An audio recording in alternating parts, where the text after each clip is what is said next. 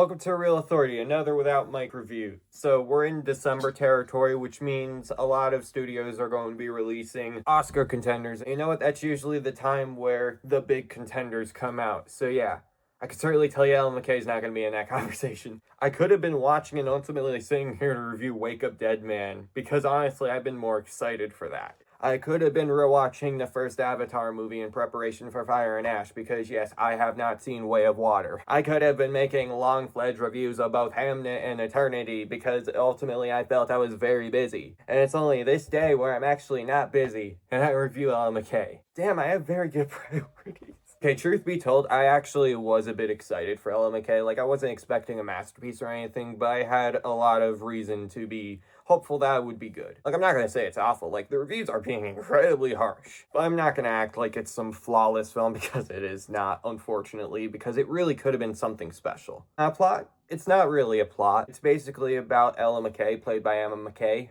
or Mackie. She basically finds herself pushed into this position of being the governor of the town she was born in, and her basically having to deal with the numerous characters that are in her life, mainly family members. And I guess getting off from there, Emma Mackie was actually really good. I almost do feel bad for her. Like, the critical torching of this film, I really do hope this doesn't affect her career because she obviously has talent. Like the saying goes, an actor is usually as good as the script they're given. And Emma Mackie absolutely tries to make her character more organic than the script ultimately gives her. But man, she's absolutely the scene stealer of the entire film. Granted, she's the main star. You kind of need her to be. So yeah, she definitely shines through a lot of the flaws. And I'm absolutely interested in seeing what she does next. The rest of the cast did good too, although the only other person I'll really mention is Jamie Lee Curtis, because Jamie Lee Curtis, she can almost make anything great except Halloween Resurrection. Unfortunately, she just cashed in the paycheck. But yeah, giving her credit, most of the laughs, because I laughed a few times,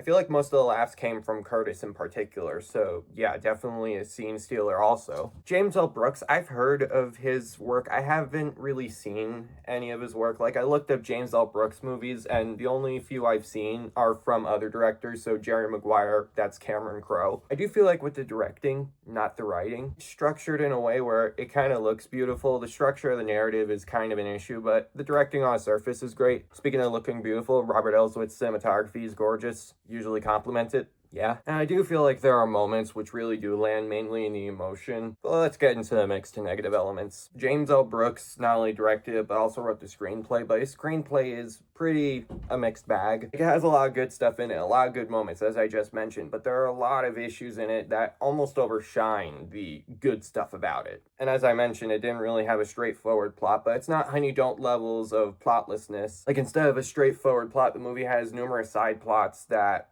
basically do not get resolved, or at least most of them do not, in a pretty effective manner, but mainly because the straightforward plot should have been Ella McCay.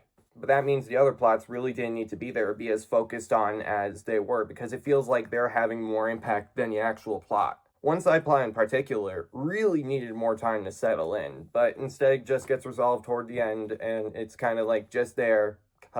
But the whole time these side plots were put in effect, I was just thinking, where the hell is Ella McCay and what does she have to do with any of this? Like, I know she was involved in these side plots, but seriously, let's follow her journey. Make this story more consistent. Speaking of which, yeah, 1 hour and 55 minutes. Like, it's not the most boring movie I've seen. Not even the most boring movie I've seen all year. But yeah, there are extreme pacing issues. Luckily, when it's focused just on Ella McCay, it mostly works. But because of all these side plots, you just can't help but feel the tedium. And I think that's where my issues mainly lie. It's just overloading on all levels. Mainly the narrative and characters.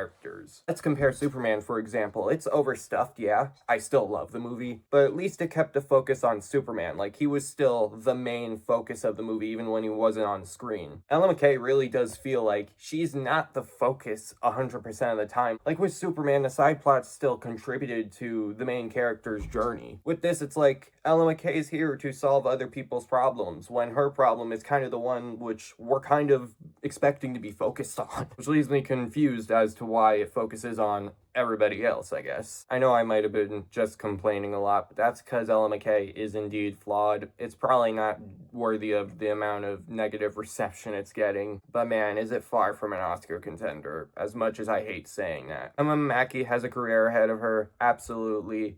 Hans Zimmer is a legend. Guess what? He did the score. It's not as bad as other people are saying. But that's just me. There is some good here, so the real authority would approve. For streaming, 6 out of 10. I think that's pretty understandable considering the fact that Emma McCay is actually giving a great performance here. It's just everything around her is just bleh. Make sure to leave a like, subscribe to the channel, turn on post notifications, and comment your thoughts on the movie. Alright, peace.